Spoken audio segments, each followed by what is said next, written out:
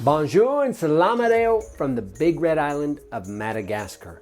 Wow, we have been busy and we have so much to report.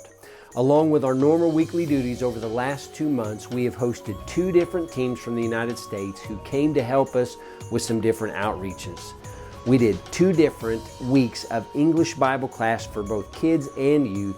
We planned and executed 2 different youth camps where we were able to see several people saved and others renew their commitment to the Lord. And then, as many of you may remember, we just did our school supplies outreach last week. Friends, I never stop being amazed at God's provision. Last year when we did this outreach, I set a goal of getting school supplies into the hands of 100 students. But we ended up being able to help 200 students get set up for school. This year, I set a goal for 400 students to get the school supplies that they needed for school. But the Lord blessed through our friends and supporters, and we were able to help over 800 students with school supplies.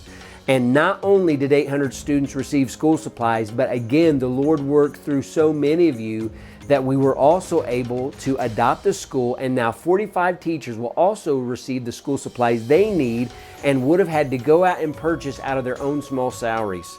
So thank you for allowing the Lord to use you in such a huge way. Thank you for investing in the lives of so many Malagasy people.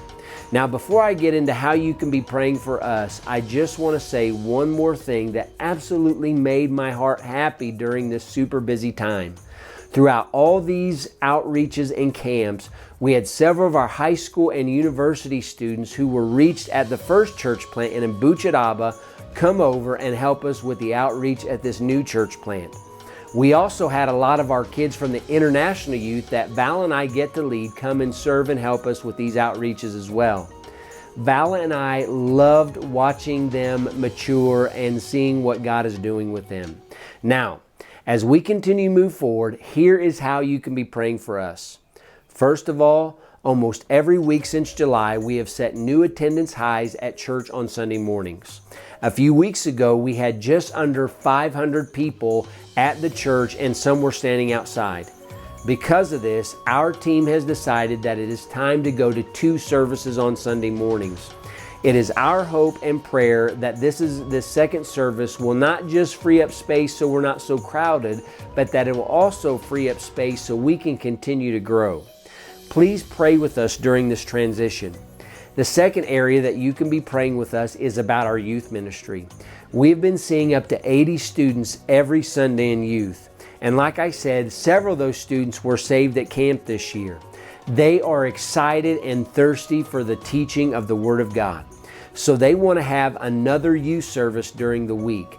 We will launch our second youth service sometime this month. It's going to be called Foundry Student Ministries. So pray with us in that area as well. And then third, you can be praying with us about how the Lord will help us follow up with all these new people that have been coming to our church. It is so important to let people know that our church cares, and the best way to show that is to get into their homes.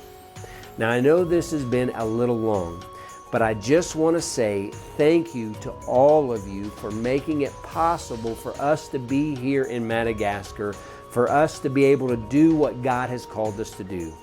Thank you for praying for us, and remember, we are also praying for you.